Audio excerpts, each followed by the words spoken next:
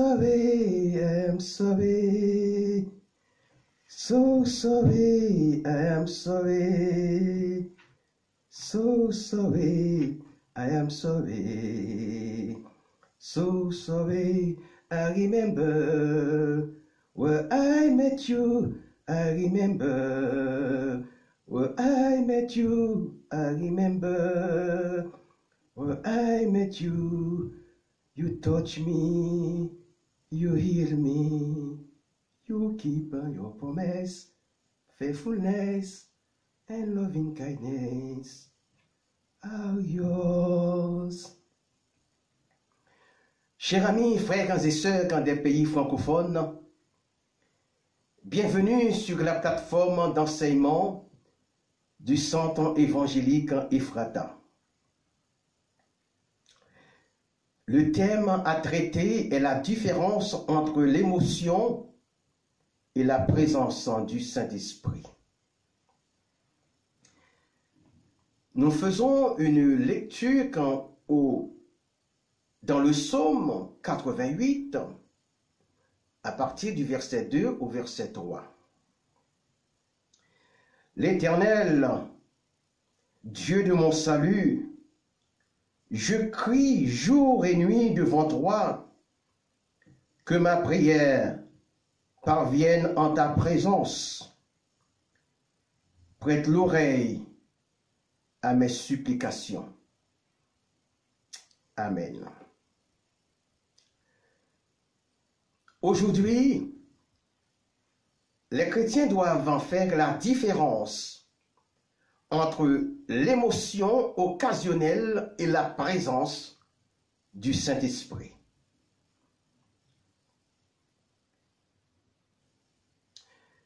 Parfois, dans l'émotion occasionnelle, le chrétien immature peut penser qu'il est dans la béatitude de Dieu, et alors tel n'est pas le cas, et pourtant, être dans la présence de Dieu n'a rien à voir avec le caractère émotionnel. Selon le psaume 88 en verset 3, moi, j'aimerais toujours être dans la présence de Dieu. Certains chrétiens peuvent manifester de quelques dons spirituels tout en pensant qu'ils sont dans la manifestation du Saint-Esprit. Et cependant, c'est loin d'être le cas. Et alors,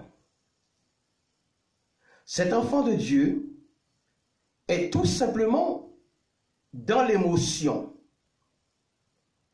Comment différencier l'émotion et la présence de l'Esprit Saint? Nous allons prendre comme exemple deux bateaux ou même toi.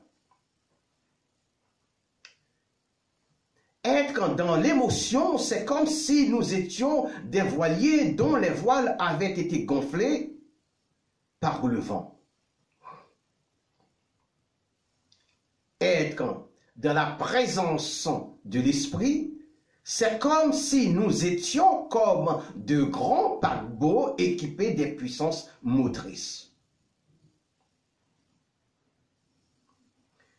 Le chrétien qui pense qu'il est dans l'esprit et alors qu'il est dans l'émotion ressemble à un bateau qui est conduit uniquement par le vent sans lequel il ne peut pas se déplacer.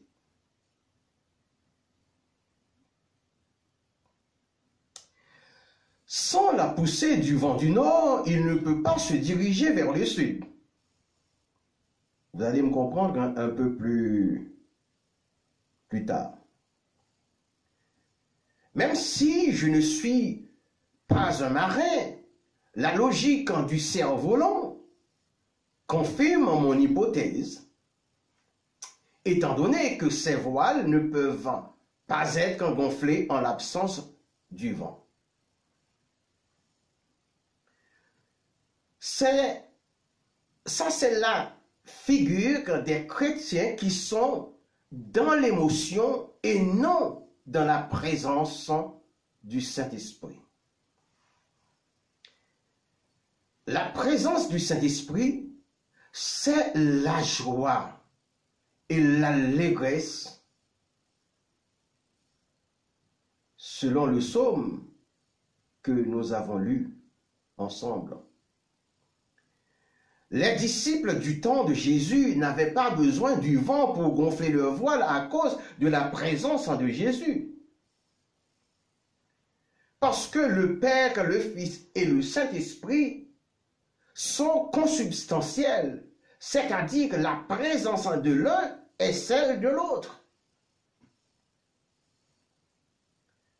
Avant, les prophètes de l'Ancien Testament étaient poussés par l'Esprit, comme Pierre a dit, que c'est poussé par l'Esprit que des hommes ont parlé de la part de Dieu. Ce qui veut dire que ce n'est pas une interprétation personnelle. En ce qui concerne les disciples, ils n'avaient pas besoin d'être poussés par le vent tant que Jésus était présent.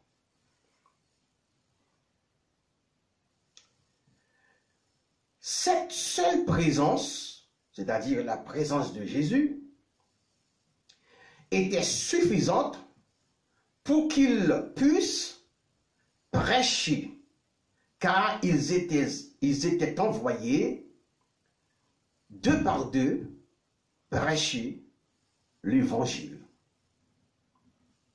Et à ce moment-là, la puissance de Jésus était avec eux, selon Luc chapitre 9, verset 2, je cite.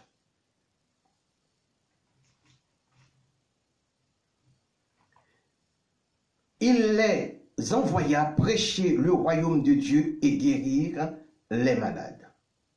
Et même les démons étaient chassés.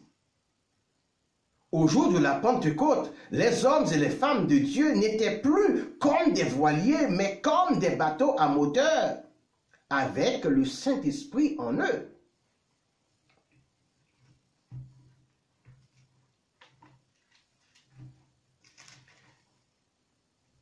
Jean dit, dans son évangile, alors c'est Jésus qui a dit dans l'évangile de Jean, « Je vous enverrai le Saint-Esprit,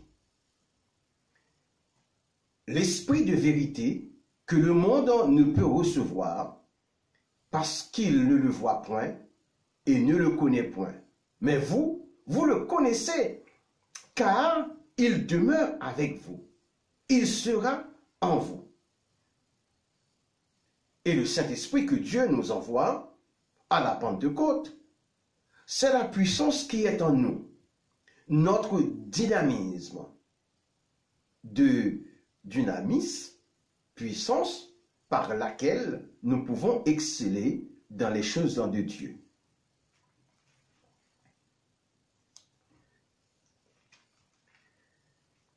Les paquebots n'ont pas besoin du vent pour se déplacer. Ils utilisent leur propre puissance, qui sont leurs moteurs, qui les font naviguer. Ils peuvent naviguer pendant plusieurs jours sur de très longues distances, et tandis que les bateaux à voile ont besoin constamment du vent pour naviguer. Selon Jean 14, verset 17, l'Esprit est en nous.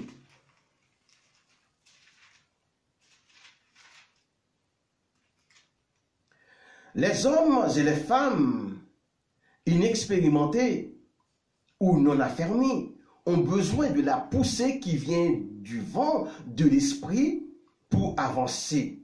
Mais les chrétiens accomplis excellent par la puissance de l'Esprit qui est en eux.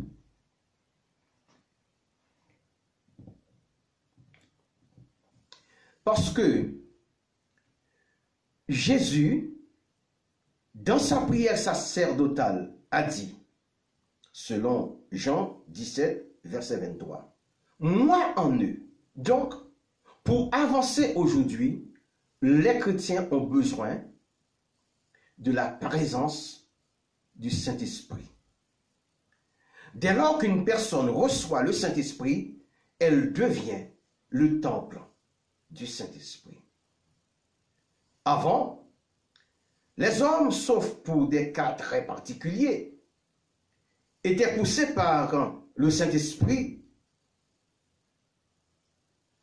dans des cas uniques.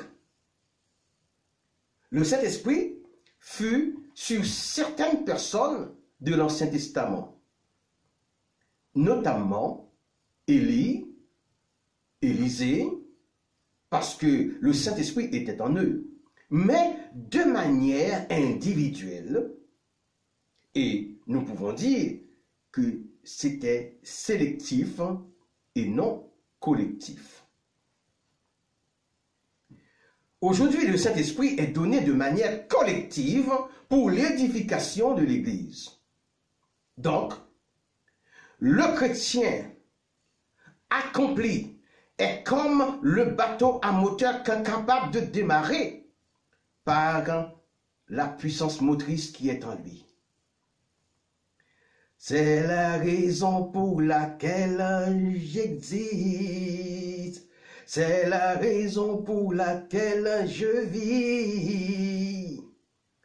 Un paquebot n'est-il pas capable de puiser dans ce qui est à l'intérieur de lui, c'est-à-dire qu'à son moteur pour naviguer? Toi, tu n'as pas besoin d'attendre des émotions occasionnelles pour être capable de prier. Tu n'as pas besoin d'avoir une douce mélodie pour le faire. Il y a aussi une chose qu'il ne faut pas ignorer, c'est que Dieu siège au milieu des louanges de son peuple, selon le psaume 22, verset 3. Si je parle de lui aujourd'hui, c'est parce que c'est la raison pour laquelle je vis. C'est la louange qui vient de l'intérieur de chaque individu présent au moment de l'adoration. La louange est une partie intégrale de l'enchaînement de l'ensemble des étapes du service d'adoration. En l'absence de louange, nous pouvons nous servir de ce que nous possédons, et ce que nous possédons, c'est le Saint-Esprit qui est en nous. Le bateau à moteur n'a pas besoin du vent pour qu'il se déplace, mais le voilier en a besoin pour se déplacer. Alléluia. Les chrétiens qui sont dans l'état de non régénérés ont besoin de cette puissance, de cette poussée émotionnelle. Ce n'est pas la puissance du Saint-Esprit, mais d'une poussée émotionnelle parce qu'ils ne sont pas régénérés.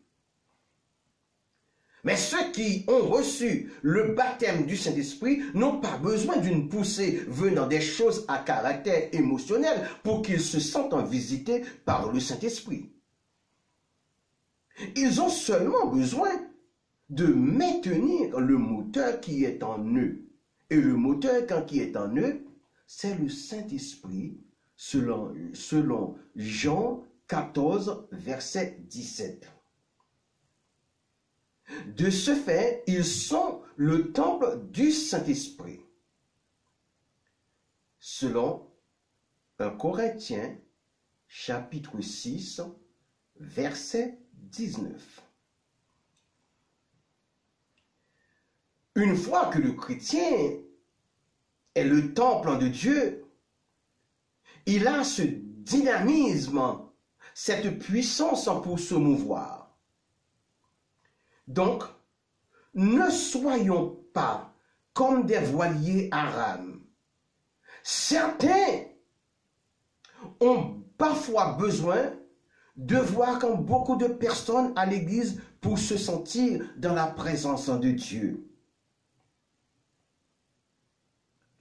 Un jour, un chrétien m'a dit, « Ah, il n'y a pas assez de personnes aujourd'hui, nous allons terminer plus tôt. » Erreur. Et moi, de lui répondre en disant, « Je ne sais pas comment tu fais, mais moi, qu'il y ait 500 personnes ou qu'il y en ait 3, ma prédication a toujours les mêmes intensités spirituelles, car là où 2 ou 3 sont assemblés en mon nom, dit Jésus, je suis au milieu d'eux, selon Matthieu, chapitre 18, verset 20. En présence de 500, en présence de 50 ou de 5 personnes, j'ai toujours le même élan. Si vous n'avez pas la même capacité en tant que prédicateur de prêcher pour 3 personnes comme si vous prêchiez en présence de 100 personnes, c'est que vous êtes dans l'émotion de quantité et que vous avez fait naufrage par rapport à Matthieu chapitre 18 verset 20.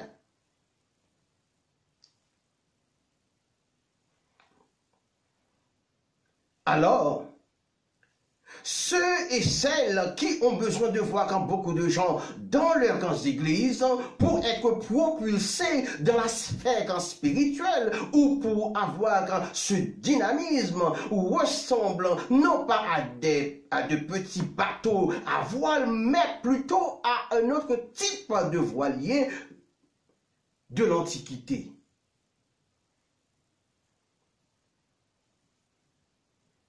Il existait dans l'ancien temps des bateaux à rames à la base desquels une centaine d'hommes ramaient pour pouvoir faire avancer le navire.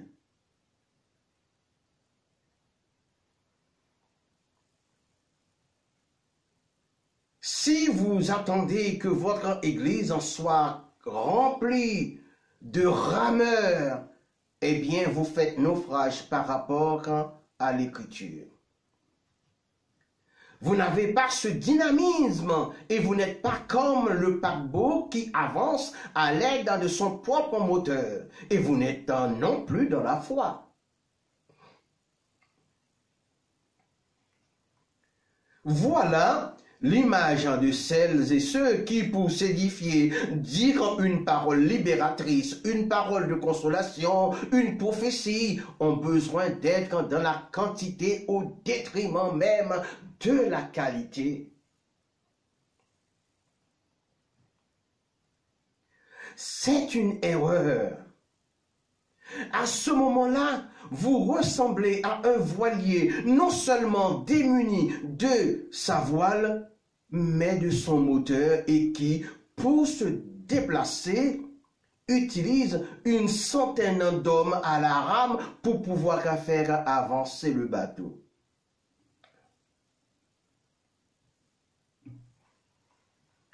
Ne reste pas dans le domaine quantitatif, bien qu'il soit nécessaire de croître numériquement. La croissance numérique vient de Dieu qui utilise votre dynamisme comme celui des 120 disciples confirmés par 3000 âmes. Selon Actes chapitre 2, 41. Puis de 5000 âmes selon Acte 4, verset 4. La Bible, au contraire, est pour la croissance numérique, mais certaines quantités ne sont pas utiles. Même là où il y a une grande foule, le Saint-Esprit n'est pas toujours en présent. L'histoire dit qu'au jour quand du Seigneur, une chrétienne voulait se rendre à l'église pendant son séjour. Comme elle ne connaissait pas les lieux de culte de la ville où elle séjourna,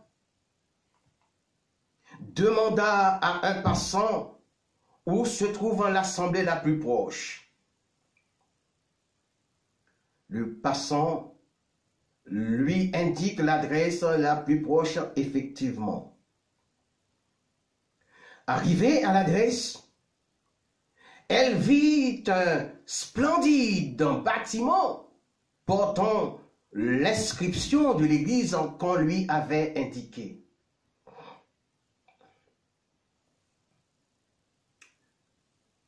Voulant entrer, elle trouva l'entrée principale fermée. Comme elle entendit des gens chanter, elle fit le tour du somptueux temple pour trouver une entrée auxiliaire. N'ayant trouvé aucune, elle marqua un temps de pause devant l'entrée principale en espérant voir une personne qui a les moyens d'entrer. Soudain, elle vit arriver un homme d'une beauté masculine extraordinaire qu'elle n'a jamais vu de sa vie.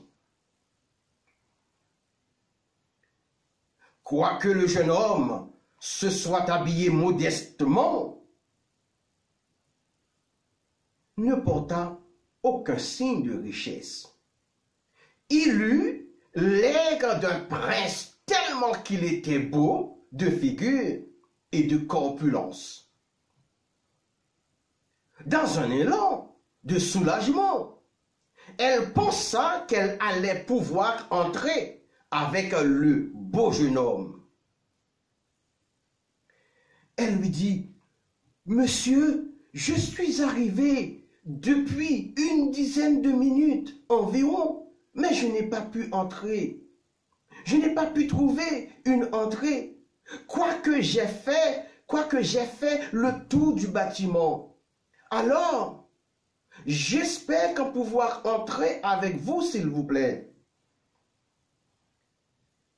Le beau prince lui dit, « Ma sœur, tu n'as fait le tour du bâtiment que pendant quelques minutes. Mais moi, il y a plusieurs années que je viens ici tous les dimanches au culte et aux autres réunions, mais je n'ai jamais pu entrer. J'y viens régulièrement en pensant que quelqu'un m'ouvrirait la porte, mais personne ne m'a ouvert jusqu'à l'heure où je vous parle. Et vous êtes la seule à qui j'ai réussi à m'entretenir devant cette porte. » La femme, ayant été stupéfaite, baissa la tête pendant 2 secondes, et quand elle la releva, le jeune homme avait déjà disparu. C'est alors qu'elle comprit ce qui venait de lui arriver. Elle venait de faire la rencontre la plus extraordinaire de sa vie. En résumé, l'Esprit du Christ n'est pas toujours présent là où l'on pense. Si vous arrivez dans une assemblée et prétendez être un homme ou une femme spirituelle, et que vous n'avez pas été édifié, d'accord, il se pourrait bien que vous n'ayez pas été édifié. Alors, là, 3 cas de figure qu'on se présente. De l'un, vous n'êtes pas comme un paquebot avec son propre moteur. De l'autre, vous en êtes un, mais vous portez un poids tellement lourd qui prend trop de place qu'il faut que vous laissiez tomber à l'eau. Ou bien, votre moteur a été intentionnellement éteint par un membre de l'équipage. Je pense que vous comprenez de quoi il est question. Si c'est le troisième cas, sachez que la flamme du Saint-Esprit peut-être était même chez les plus chevronnés des hommes et des femmes de Dieu, selon 1 Thessaloniciens chapitre 5, verset 19. S'il vous est nécessaire de voir beaucoup de monde pour pouvoir être dans la joie et l'allégresse et exulter dans votre âme, c'est que vous êtes comme ce bateau à rame. Vous savez, ces bateaux-là utilisent les bras d'homme quand il n'y a pas de vent. Frères et sœurs, amis de loin, amis des pays francophones, si vous voulez être dans l'Esprit de Dieu, il faut que vous soyez un paquebot pouvant se déplacer par son propre moyen qui est la dynamo. Le dynamisme ou la puissance qui est en vous. L'esprit, c'est une puissance. C'est le dynamisme spirituel de l'enfant de Dieu.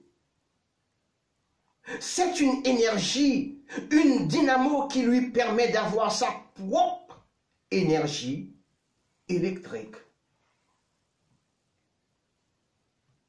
Celle de l'autre peut vous traiter comme étant en panne, mais il ne peut vous réparer. La consolation de l'autre ne peut vous aider qu'à rallumer votre flamme, mais une fois rallumée, elle doit être alimentée. Alors, en tant que paquebot ou voilier, vous pouvez avoir ce qu'on appelle la foi. Vous avez la foi d'être dans le plan de Dieu. Il va se servir de vous.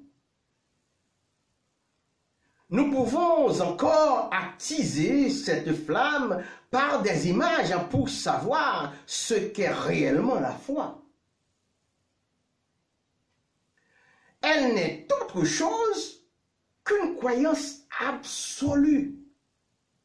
Sur le plan métaphysique, elle est dimensionnelle. Selon Matthieu chapitre 17, verset 20. Sur le plan directionnel, elle est fondée sur la personne de Jésus par le Saint-Esprit. Car Jésus est le consommateur de la foi, selon Hébreux chapitre 12, verset 2.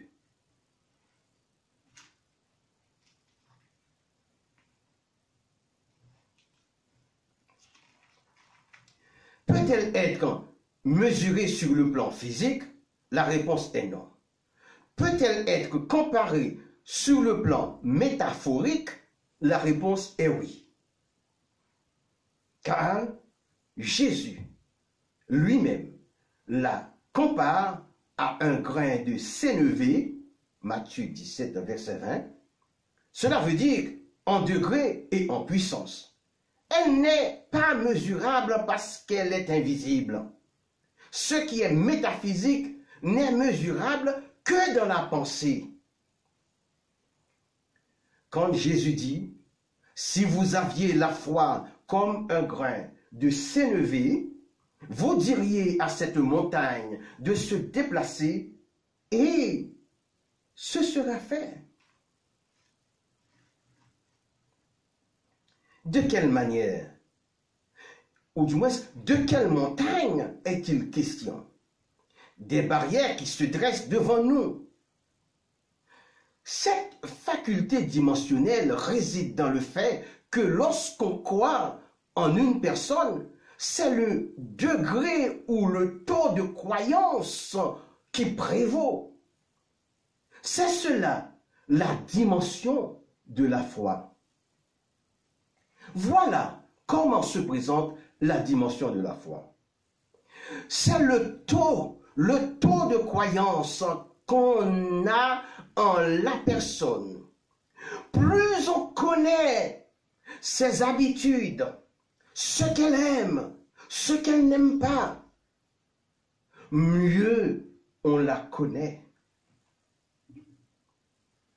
Si vous voulez faire route avec une personne, c'est que vous lui faites confiance.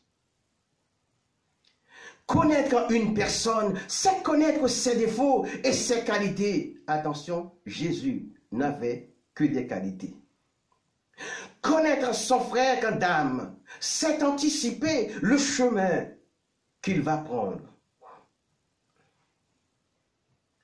En tant que soldat, vous pouvez avoir confiance en l'autre. Quand on dit la foi est une ferme assurance, selon Hébreux 11, verset 1er, je prends l'exemple d'un homme de foi qui, un jour, dans sa prière, fit une demande à Dieu, alors qu'il y avait beaucoup de gens comme Thomas le disciple à ses côtés.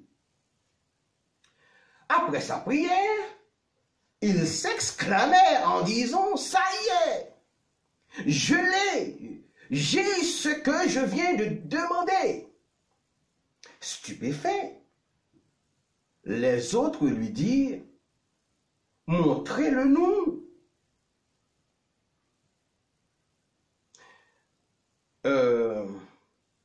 Oui, je vous dis que je l'ai.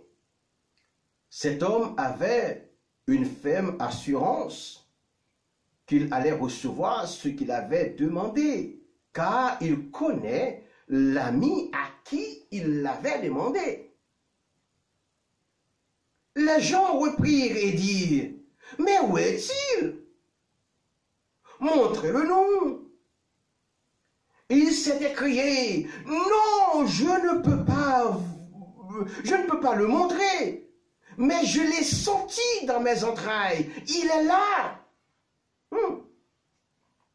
Finalement, il dit, « Je suis enceinte de la chose que j'ai demandée, mais elle n'est pas encore née.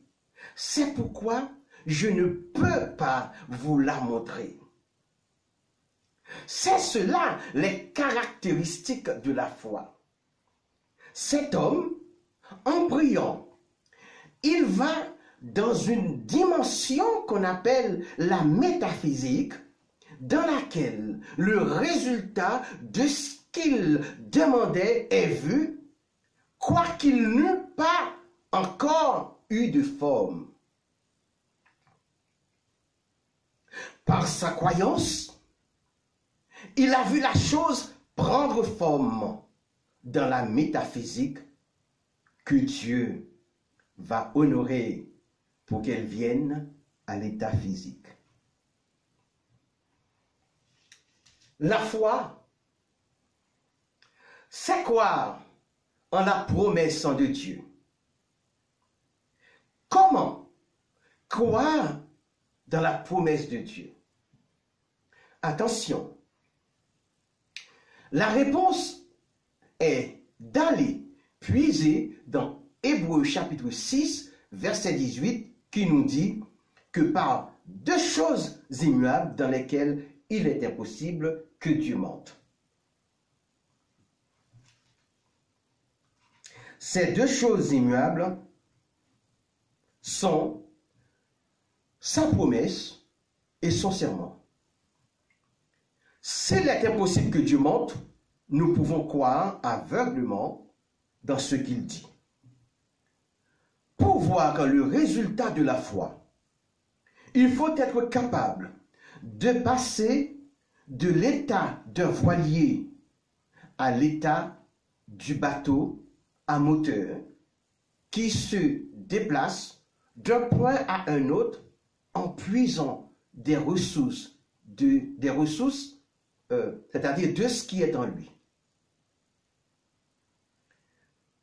Si le Saint-Esprit est en nous, il est capable de nous rendre victorieux de faire en sorte que nos prières soient exaucées.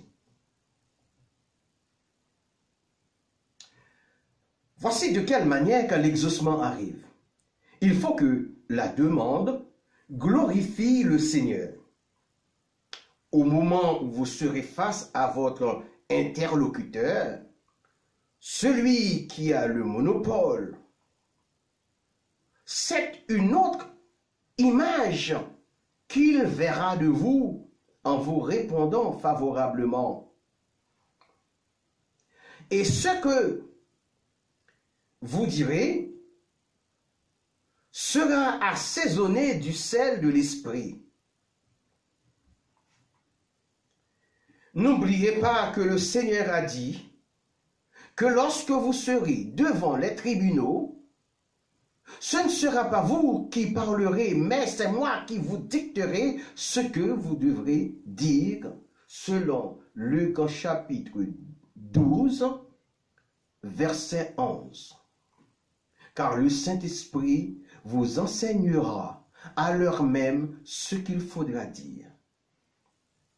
Donc, cette affirmation s'applique aussi à d'autres situations où le Saint-Esprit te rappellera les arguments convaincants. À ce moment, l'esprit de votre interlocuteur est subordonné à l'Esprit de Dieu qui le quittera après. Et peut-être même après avoir pris sa décision, qu'il scellera, la regrettera en disant « Oh là là, qu'est-ce que je viens de faire ?» Bon, ça y est, je l'ai fait, je l'ai pris et je verrai, mais je vais attendre qu'il fasse une erreur. La foi du chrétien est non seulement dimensionnelle, mais aussi directionnelle. Si les agents de l'adversaire de nos âmes ont la foi dans l'exercice de leurs méfaits, au point d'enrichir les adeptes qui en font la demande, à combien plus forte raison, nous les chrétiens devons avoir confiance en celui qui exauce les bonnes prières. C'est pourquoi la foi du chrétien est aussi directionnelle, parce que sa direction, c'est Jésus. Il est dit que Jésus est le consommateur de la foi. Selon Hébreux chapitre 12, verset 2. Enfin, il faut être un bateau capable d'utiliser sa propre puissance, sa puissance interne, qui est son moteur, pendant que Christ, le capitaine, nous conduit à bon port.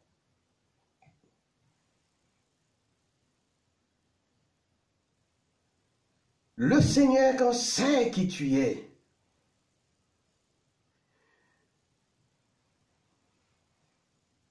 Il sait que tu es l'enfant de Dieu qui vient le dimanche à l'église. Il sait que tu es venu pour louer et adorer.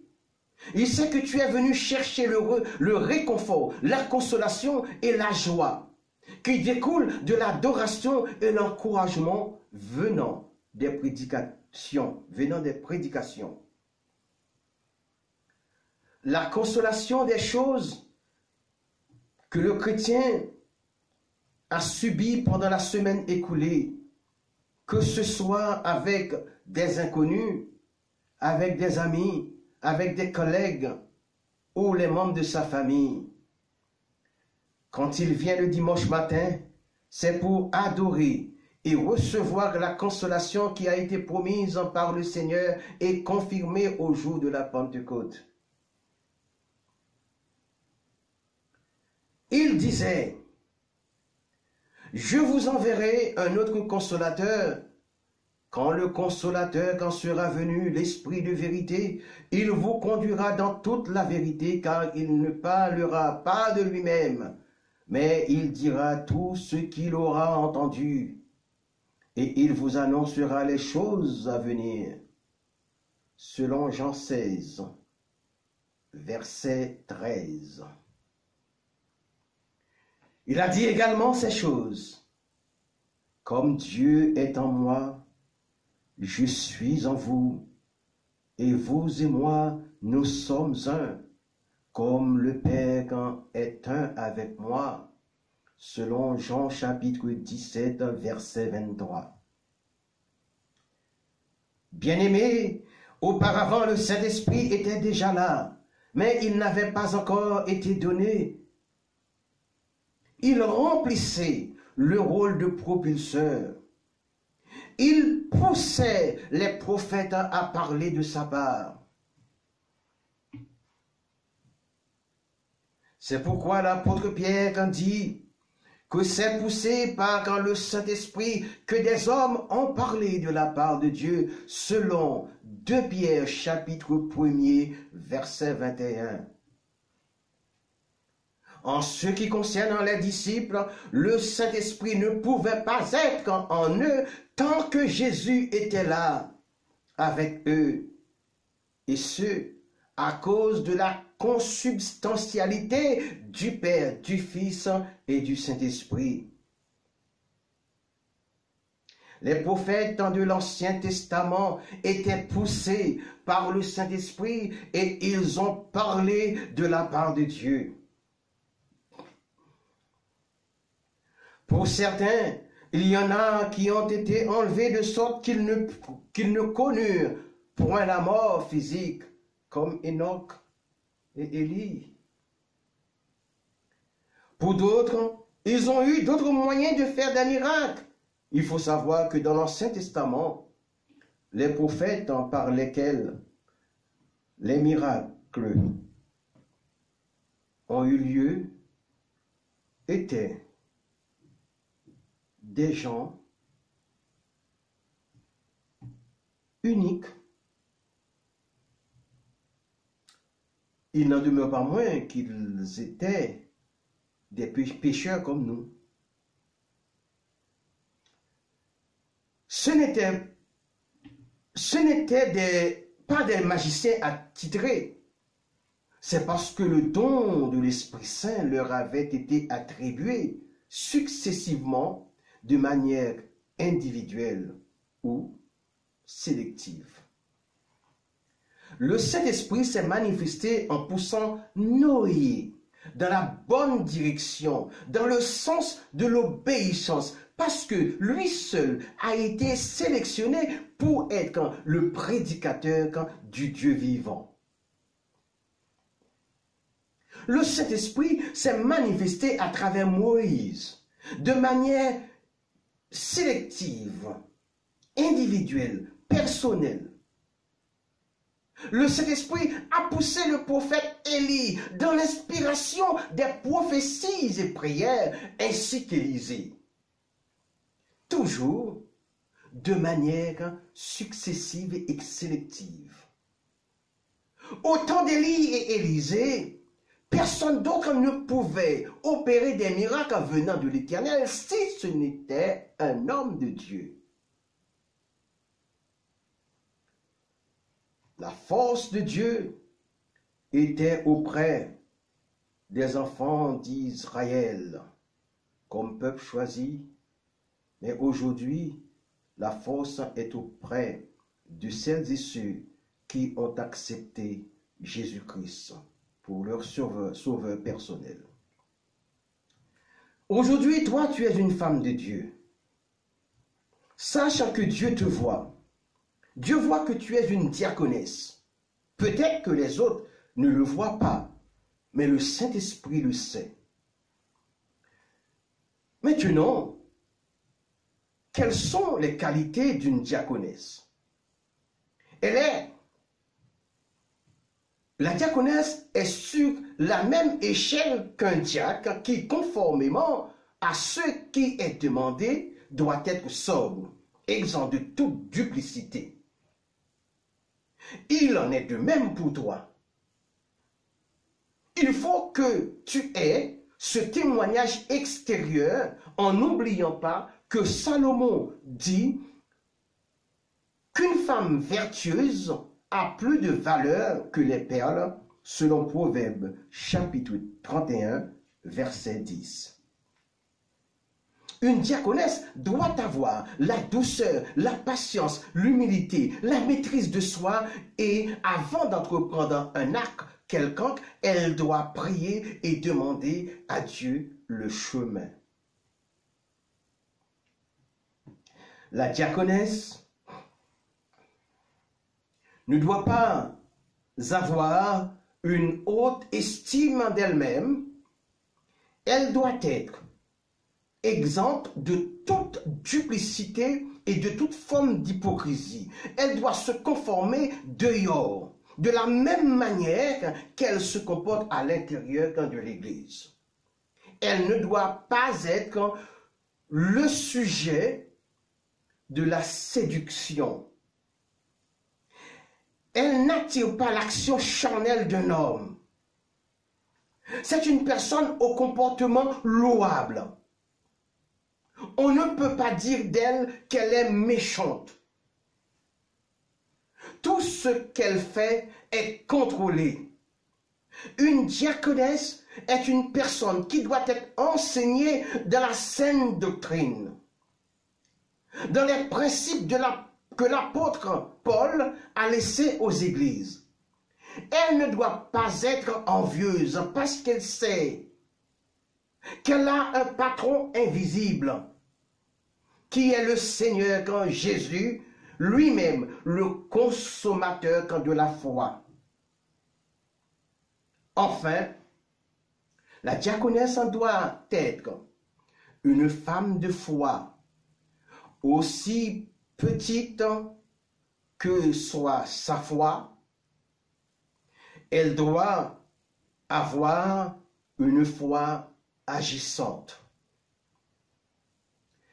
Elle ne doit pas être une fautrice de troubles. Il ne faut pas qu'il y ait de l'animosité entre elle et les autres femmes de son assemblée, de son église locale. Enfin, nous avons appris que l'apôtre Paul dit « J'exhorte en Évodie et j'exhorte en Syntyche à être d'un même cœur selon Philippiens chapitre 4, verset 2. » L'apôtre connaissait l'une des querelles qui mettait leur témoignage en danger et selon le chapitre 2, verset 3, nous comprenons qu'il y a eu un esprit de parti. Une diaconesse peut recevoir la révélation du Seigneur comme tous les autres serviteurs de Dieu. Elle n'est pas censée être une théologienne, mais elle doit avoir un minimum de connaissance des règles des Saintes Écritures pour s'appliquer correctement. Elle ne doit pas être choisie à la volée à cause de son influence à l'Église. Elle doit être comme Phébé, la diaconesse de qui l'apôtre Paul rendit un bon témoignage selon Romains chapitre 16, verset 1er. C'est une femme de foi, comme Loïs, la femme juive, la mère d'Eunice et la grand-mère de Timothée, selon 2 Timothée chapitre 1er, verset 5. C'est une foi héréditaire de Loïs à Eunice et d'Eunice à Timothée. Il a été pensé que cela doit être une foi à la fois dimensionnelle et directionnelle. Il ne faut pas aussi que la diaconesse soit autoritaire, mais elle doit être douce en parole et réconfortante en intervention. Quand je parle de son comportement, je fais allusion à ses qualités spirituelles qui consistent à ne pas favoriser l'un au détriment de l'autre. Car Dieu lui-même ne fait exception de personne selon Romains chapitre 2, verset 11. Nous vivons dans la dispensation de la grâce et de l'Église, dans laquelle l'Esprit est donné sans que nous soyons les uns comme les autres des gens parfaits. Le Saint-Esprit a été envoyé correctement de quelle manière alors? Dans l'Ancien Testament, comme je vous ai dit, il y a eu des dons sélectifs. Dans le Nouveau Testament, avant que Jésus ne montât vers son Père, au jour de l'ascension, le Saint-Esprit était avec eux par la présence de Jésus, selon Jean chapitre 14, verset 9.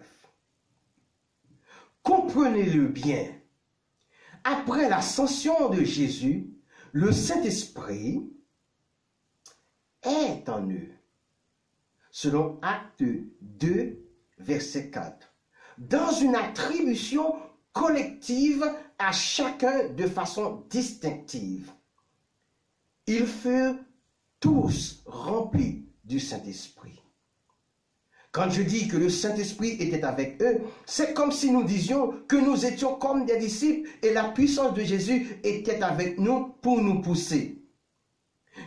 Comme les voiliers, pour que nous nous déplacions, il fallait que le vent soufflât.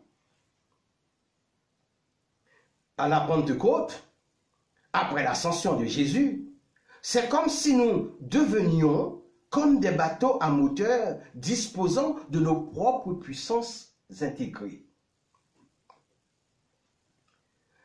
Si ces bateaux se déplacent, c'est avec leur dynamisme, c'est-à-dire la puissance de leurs moteurs respectifs.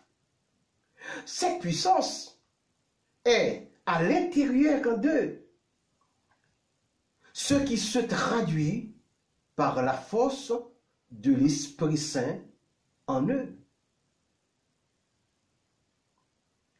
Et avant, dans l'Antiquité, il fallut qu'il y eut des bras d'hommes pour ramer dans l'exigence des lois pour faire avancer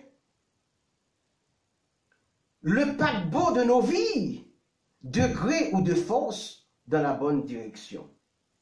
Ainsi, vous n'avez pas besoin de voir comme beaucoup d'individus pour adorer correctement le Seigneur.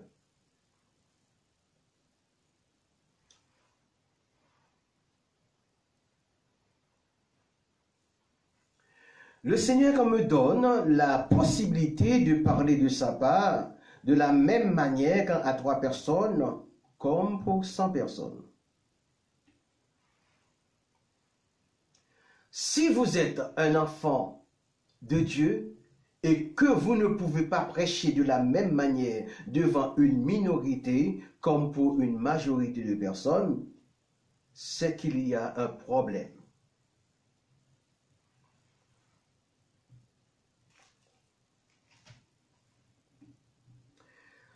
Ce problème réside dans le fait que vous pensez que c'est la quantité qui vous donne la motivation, et tandis que c'est la qualité qui vous la donne.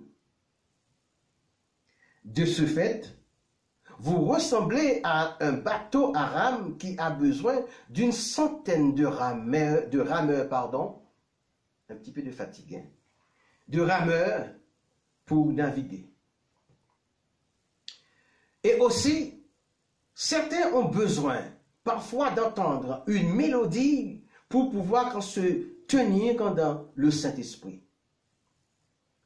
À ce moment précis, une seule question que nous pouvons nous poser, c'est de dire,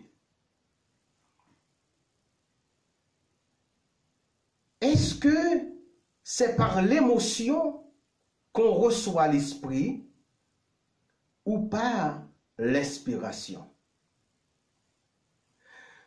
Si c'est dans l'émotion, vous avez peu de possibilités d'être dans la vérité. Si c'est par l'inspiration, vous êtes dans la présence du Saint-Esprit et non dans l'émotion. Parfois, l'émotion peut être collective, dépourvue de toute présence du Saint-Esprit. Ce faisant, vous êtes comme le voilier pour lequel le vent du nord est nécessaire pour se diriger vers le sud. Or, il y a d'autres qui sont des bateaux à moteur pour lesquels le vent n'est pas nécessaire. Ils n'ont pas besoin d'une foule de bras pour qu'ils soient dans l'esprit ou dans la vérité. À ce moment-là, on les appelle des paquebots qui se déplacent avec la puissance interne dont ils disposent. Cette puissance n'est pas la nôtre, mais celle de Dieu qui nous l'a attribuée. Nous nous en servons pour avancer dans la vérité. Alors on dit de vous que vous êtes un chrétien capable de faire face à tout vent de doctrine, selon Éphésiens, chapitre 4, verset 14, par la puissance du Saint-Esprit, sans une poussée matérialisée, mais par une édification en tant qu'édifice fondé sur la sainte doctrine de Jésus. De ce fait, vous serez capable de faire jaillir la puissance de l'Esprit Saint qui est en vous. Car au 12e verset du 14e chapitre de Jean, Jésus dit, « En vérité, je vous le dis, celui qui croit en moi fera aussi les œuvres que je fais, et il en fera de plus grandes, parce que je m'en vais au Père. » Pourquoi dit-il cela? Parce que son ministère terrestre avait une courte durée de 3 ans, et que celui des apôtres avait duré beaucoup plus longuement sur la terre.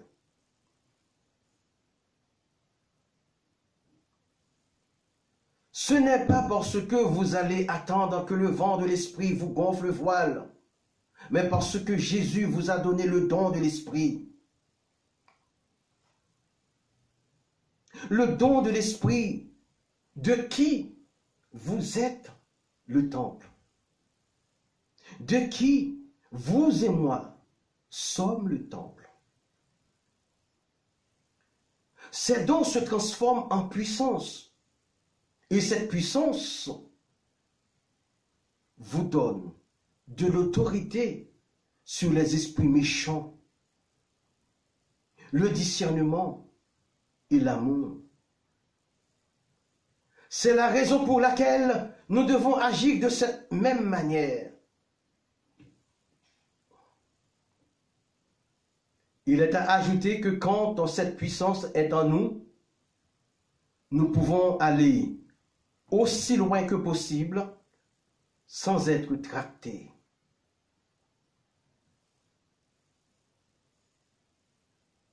C'est la raison pour laquelle j'existe. C'est la raison pour laquelle je vis.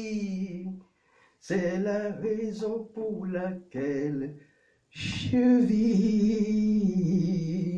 C'est la raison pour laquelle je vis. À bon entendeur, salut. Soyez bénis au nom de Jésus-Christ, à qui appartiennent l'honneur et la gloire au siècle des siècles. Amen. Au revoir, à bientôt j'espère.